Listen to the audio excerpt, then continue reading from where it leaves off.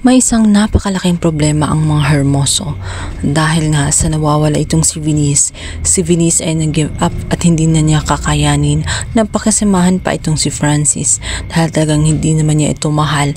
Napipilitan lamang siya dahil sa kagustuhan ng kanyang mga magulang na ikasal siya sa isa sa pinakamayaman sa kanilang lugar. Ngayon ay nakatagpo si Venice ng isang lalaki na maasahan at nagmamahal sa kanya. Pakiramdam niya kapag yun ang kasama niya ay hindi naging miserable ang kanyang sarili sapagkat hindi niya kasama ang kagaya ni Francis kung saan sunod-sunuran lamang sa kanyang mga magulang at tela walang sariling desisyon. Samantala, hindi ito matanggap ng inangan nitong si Venice kung kaya't gagawa ito ng paraan nang sa ganun hindi masira ang kanyang mga plano tungkol sa kanyang anak na si Venice. Dito nga ay bubulabugin nila itong si Tata na minsan din nakaaway ng kanyang anak na si Venice matapos ngang ma-set up siya sa loob ng room kasama nga ang kanyang asawang si Francis. Sa pagkakaalam nito ay minsan nang ginaya ni Tata ang katauhan ni Venice para lamang makaakit ng maraming customer. Kaya sa tingin nila ay gagana ang kanilang mga plano. Ilalabas nila na si Tata ay si Venice. Kumbaga gagampanan niya ang role nga nitong si Venice bilang artista. Ititrain nila at gagawin nila ang lahat para lamang hindi sila mapahiya at hindi malaman ng lahat na wala na nga itong si Venice at tuluyan ng hiniwalayan ang kanyang asawa. Bagay na hindi matatanggap ng kanyang ina sapagkat mayaman ang asawa ni Venice at hindi siya papayag na hindi makakakuha si Venice sapagkat sakim nga sa kapangyarihan ng kanyang ina. Wala siyang pakialam sa totoong kalagayan ng kanyang anak. Ang kanya lamang ay hindi mawala ang kanyang pinaghirapan para lamang maikasal ang kanyang anak na si Venice sa isa sa pinakamayaman sa kanilang lugar at hindi siya papayag na basta na lamang siyang mabibigo.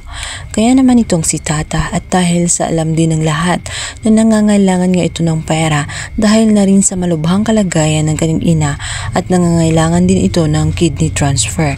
Isang malaking halagang pera ang inilok din sa kanya ni Francis, nagkakalagang 4 na milyon para lamang gampanan ang role na Venice at para gampanan ang pagiging asawa sa kanya kahit ang lahat ay pagkukunwari lamang. Hindi naisip ni Tata kung anong maging kahinatnan niya sa pamilya nga ng mga Hermoso sa mga hindi magandang pag-uugali nito.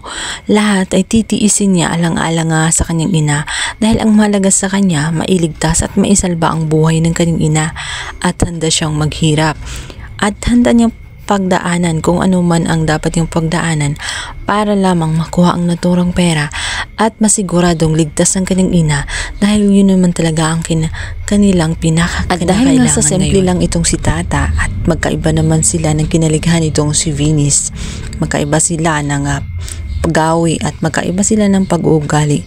Kaya naman medyo nahihirapan siya, ngunit buong tapang niyang haharapin yun alang-alang sa napagkasunduan nila at alang-alang na rin sa kanyang ina. Hindi alam ni Tata na maraming naging kaaway nga itong si Venice dahil magkaiba nga sila ng pag-uugali dahil ito ay medyo may pagkamaldita. Kaya naman mahihirapan siya ngayon sapagkat pinag-iinitan ngayon itong si Venice at ngayon siya ang naroon. Malamang ay siyang sasalo sa mga parusa na ginagawad ng kanyang mga kaaway. Bukod pa roon, mukhang mabibisto nga itong si Tata dahil na rin sa hindi siya sanay na makipagsosyal at nagkataon ngang birthday ng ama nga nitong si Francis. Natalisod siya at nasagingan niya ang napakahabang cake. Mabibisto kaya nilang lahat na ang kaharap nila ay hindi totoong Venice kundi isang impostor lamang